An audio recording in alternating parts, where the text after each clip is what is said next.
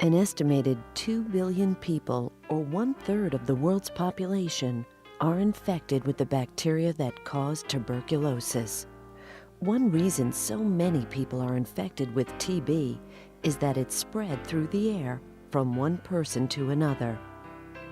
When someone with TB disease of the lungs or throat coughs or sneezes, the bacteria are expelled into the air. If people nearby breathe in these bacteria, they can become infected, and usually the infection remains latent. In latent TB infection, the bacteria are made inactive by the body's immune system. The bacteria can remain inactive for many years, perhaps for life. Most people who become infected with TB don't get active TB disease. However, an infected person remains at risk of developing active TB disease at any time. The bacteria can become active and multiply, especially if the immune system becomes impaired. The bad news is, approximately 2 million people in the world die each year from active TB disease. The good news is, people who have latent TB infection can get treatment that will prevent the development of active TB disease. As a healthcare worker, you play an important role in controlling TB. Your knowledge and skills are valuable in accurately identifying people who have TB infection. In this video, you'll learn how to test for TB infection by administering and reading the Mantoux tuberculin skin test. The Mantoux tuberculin skin test should always be placed and read by a designated trained healthcare worker.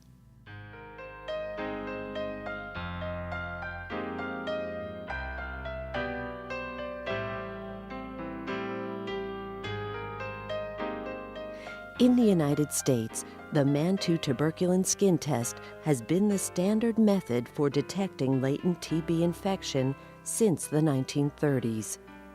The skin test is used to evaluate people for latent TB infection.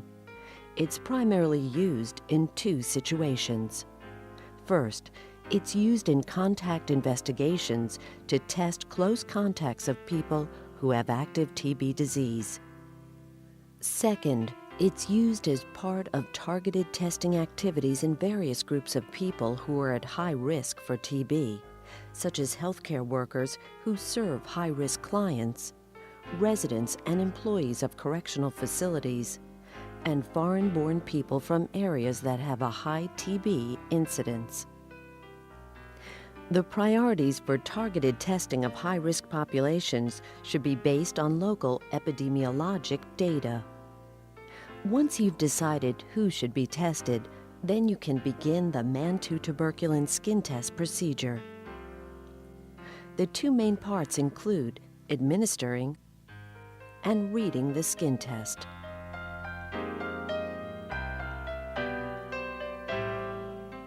This part of the procedure includes preparation steps, injection steps, and final steps.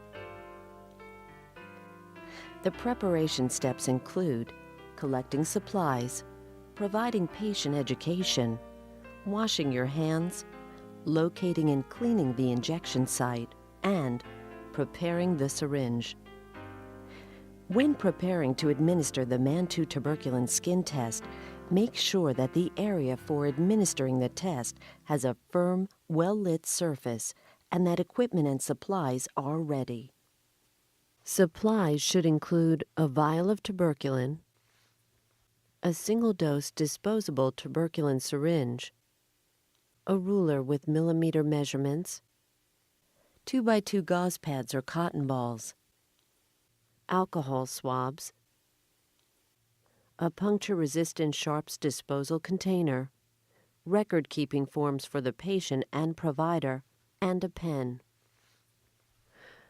Tubrsol and Aplasol are the two commercially available tuberculin products. The multi-dose vials contain tuberculin for either 10 or 50 tests. The tuberculin is administered using a single-dose disposable tuberculin syringe that has a 1/4 to 1/2 inch 27-gauge needle with a short bevel.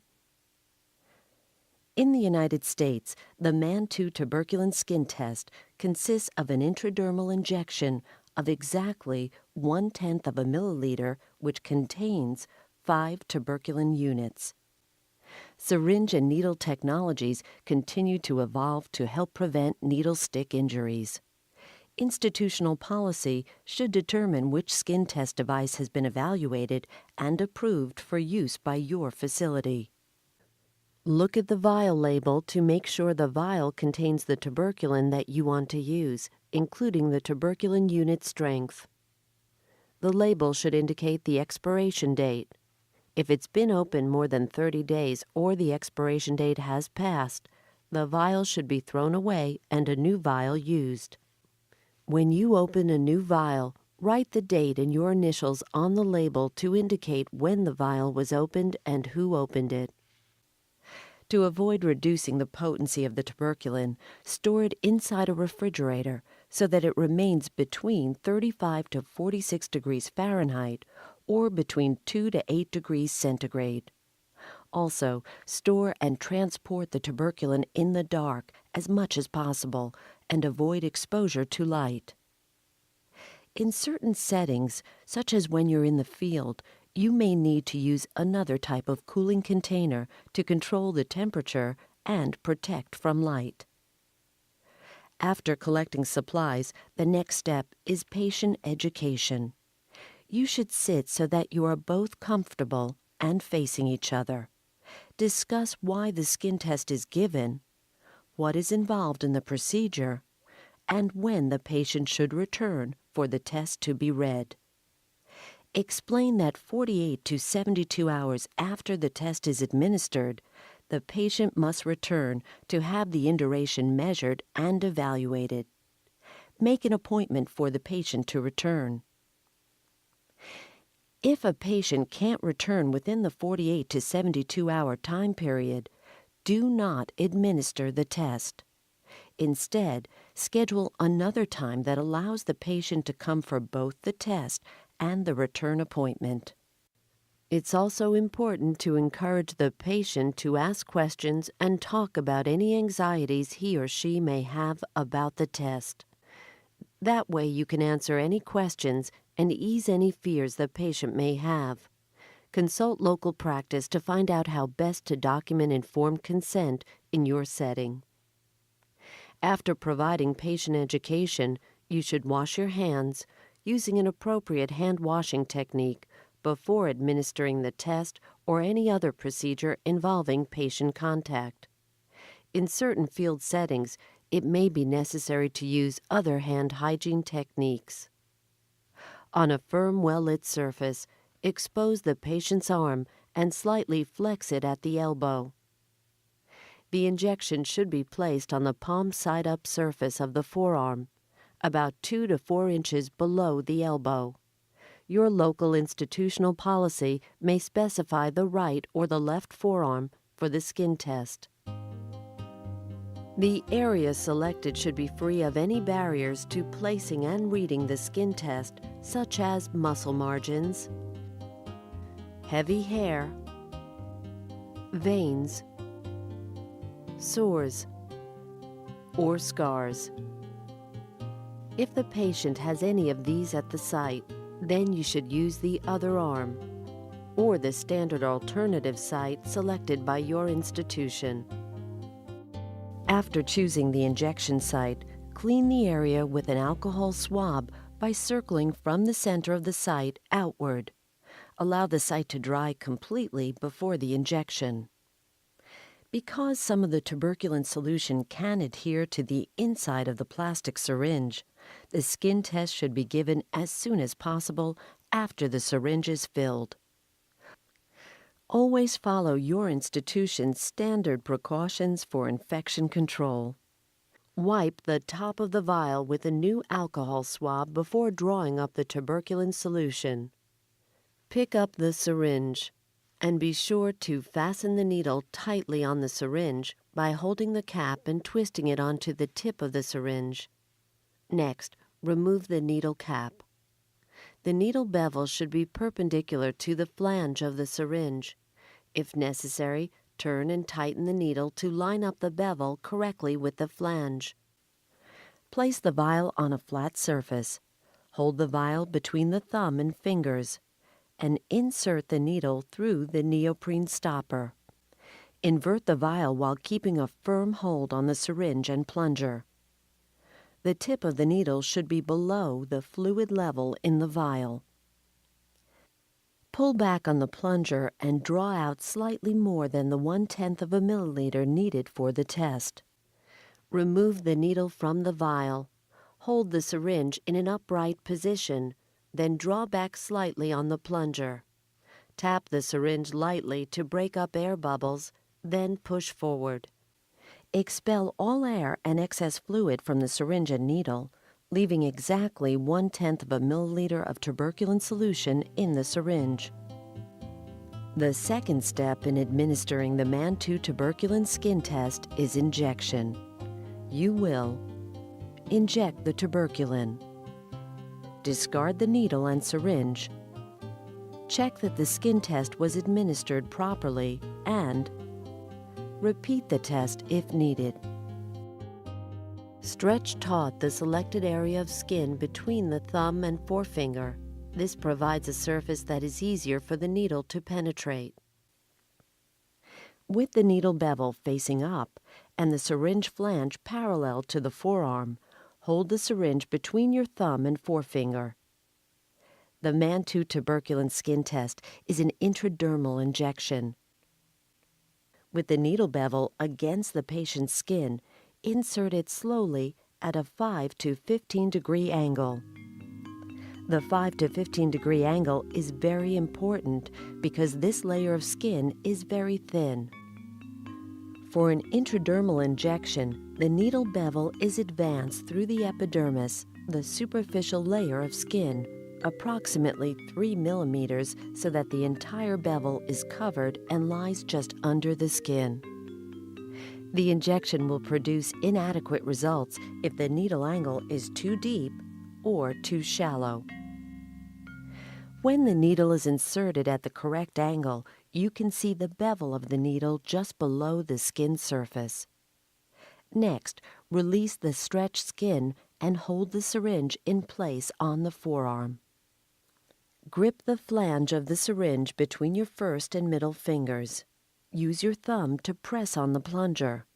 Now, slowly inject the tuberculin solution. You should feel fairly firm resistance as the tuberculin enters the skin. A tense pale wheal that's 6 to 10 millimeters in diameter appears over the needle bevel. Remove the needle without pressing or massaging the area. Next, discard the used syringe immediately in the designated puncture-resistant container. If you're using a safety needle, engage the safety needle mechanism before discarding.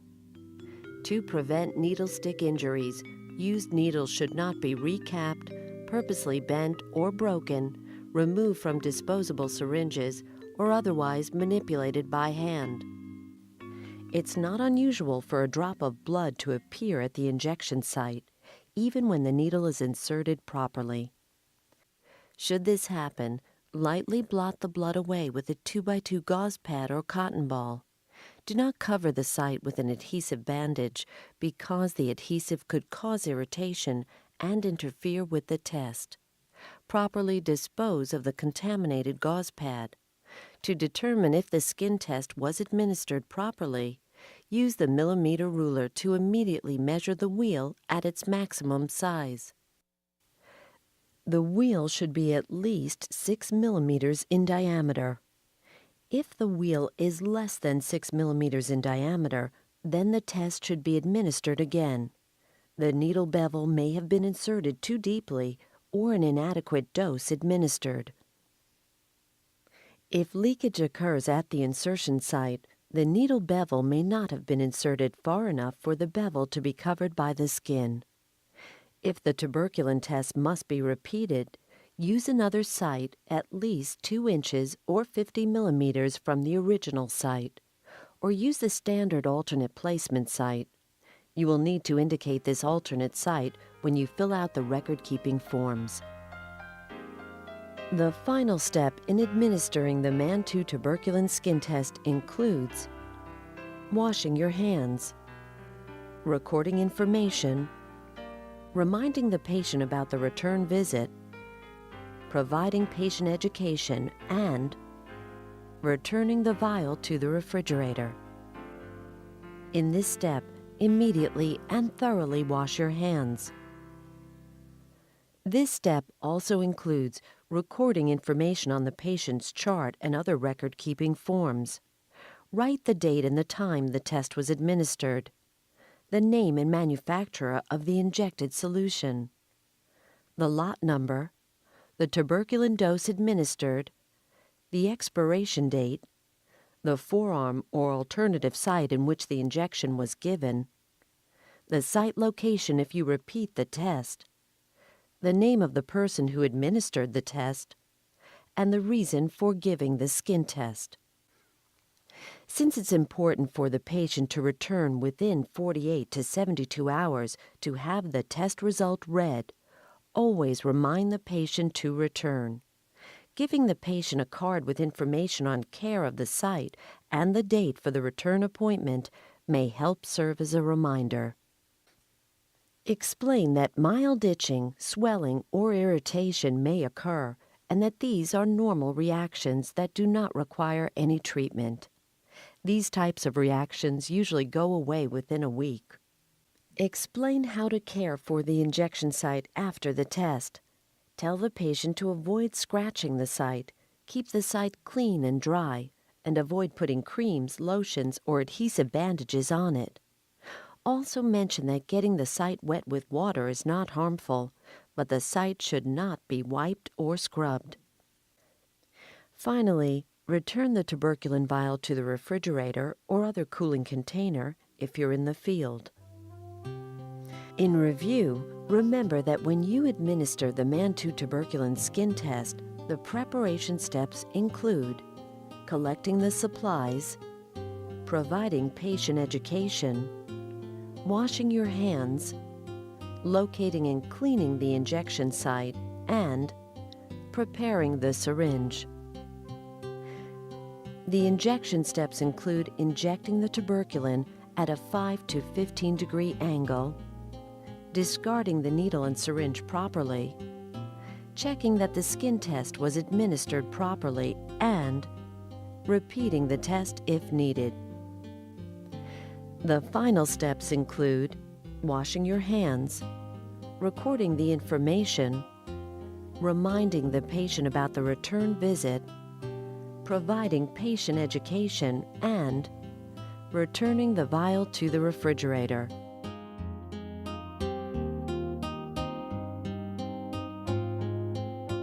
The last part of the procedure is to read the Mantoux tuberculin skin test. The method demonstrated in this videotape is based on the palpation method. The steps include collecting supplies, inspecting the site, palpating, marking, and measuring the induration, and recording the measurement. There are several different methods for reading the Mantoux tuberculin skin test, and they can vary among facilities. For each facility, everyone reading the skin test should receive training in and use the same method. A great deal of practice is required to achieve consistently reliable measurements. The skin test should be read between 48 and 72 hours after the skin test has been administered. A patient who doesn't return within 72 hours will probably need to be rescheduled for another skin test. To begin, collect the following supplies: a small plastic flexible ruler marked in millimeters to measure the test, a pen to mark the edges of the induration, and an alcohol pad to clean off the pen marks. You'll need the patient's record or other appropriate forms for documenting the measurement results. Also, have culturally appropriate patient education materials available for the patient to reinforce information that is explained to the patient, help answer questions, and provide information on follow-up evaluation. To locate this skin test site, inspect the arm in good light and on a firm surface. When the site is on the forearm, turn the arm palm up, support it, and slightly flex it at the elbow. The basis of reading the skin test is the presence or absence of induration, which is a hard, dense, raised formation. This is the area that is measured. Sometimes the site has erythema, a reddening of the skin that can also have swelling. The erythema should not be measured. Whatever induration is present at 48 to 72 hours should be measured and recorded. Only the part of the reaction that can be felt, which is the induration, is measured, even if there is soft swelling or redness at the site. Keep in mind there might not be an induration. Reactions to the tuberculin tests at the injection site can range from no induration to a large, well-defined induration. In order to feel the induration properly, keep your fingernails short enough so that they don't protrude beyond the finger. The induration is not always visible, so you must rely on palpation with your fingertips to discover if there's induration at the site. With your fingers together, touch the area lightly with the pads of your fingertips. Using a light, gentle motion, sweep the fingertips over the surface of the forearm in a 2-inch diameter in all 4 directions to locate the margins or edges of induration. If induration is present, use a zigzag feather-like touch over the area of induration to outline the margins of induration. Determining margins all around the induration helps to find the edges, which will be measured later. When palpating for margins, be careful not to confuse a margin of induration with a margin of muscle on the forearm. To check this, raise the patient's arm to a 45-degree angle and palpate again. You should still be able to palpate the margins of induration. The diameter of the induration is measured across the forearm from the thumb side of the arm to the little finger side of the arm, or vice versa. To mark the edges of the induration, hold your palm over the injection site with your fingertips at the outer edge of the patient's forearm. Without lifting, move the fingertips from the outer edge of the forearm towards the induration. Rest one fingertip firmly against the induration margin border on one side before marking the margin. The fingertip should remain in contact with the skin at all times. Mark lightly with a fine dot at the widest edge of the induration, using the fingertip as a guide. Repeat the procedure from the other side of the patient's forearm and place the second mark on the margin of induration. Palpate again to double-check that the induration was marked correctly. If the margin is not equally clear all the way around the induration, it's still necessary to mark the margins on each side of the induration. Palpate around the induration from the easily felt margin to the not so easily felt margin. If the margins of induration are irregular, mark and measure the longest diameter across the forearm. To measure the diameter of the induration, use the millimeter ruler. Place the 0 ruler line inside the left dot edge and read the ruler line inside the right dot edge. If the measurement falls between 2 divisions on the millimeter scale, record the lower mark. The induration shown here measures 10 millimeters. Reactions to the skin test will vary. For example, this is a very large reaction with blistering, swelling, and redness. Make sure to record blistering even if no induration is present. Palpate this induration gently, as it may be painful. Measure only the induration. This reaction measures 17 millimeters. There is redness and swelling in this reaction, but there is no induration.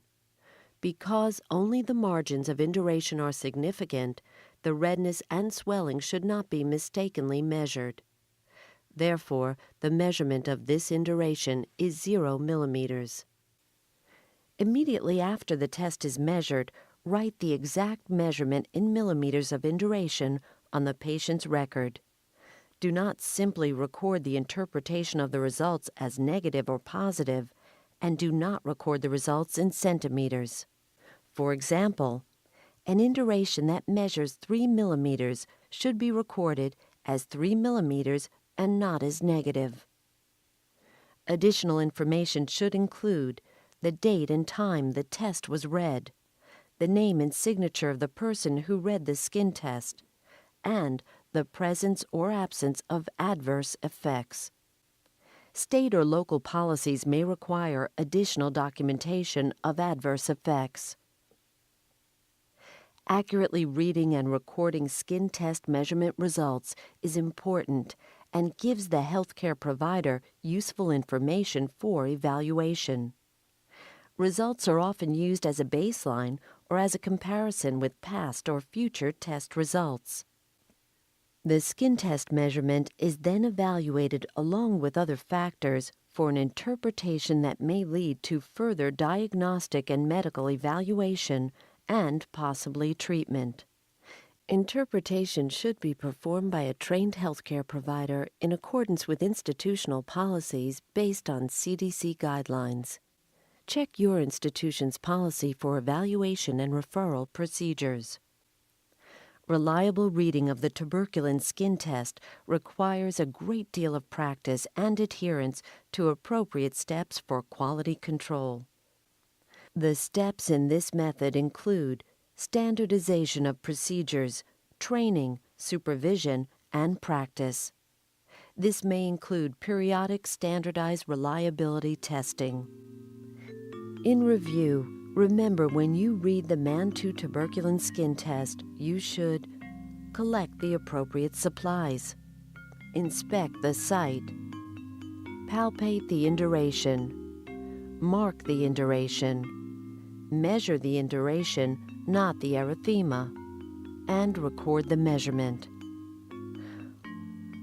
Although it takes practice to perform the Mantoux skin test accurately and reliably, the skills and knowledge you develop in administering and reading the Mantoux tuberculin skin test will help you play an important role in TB control.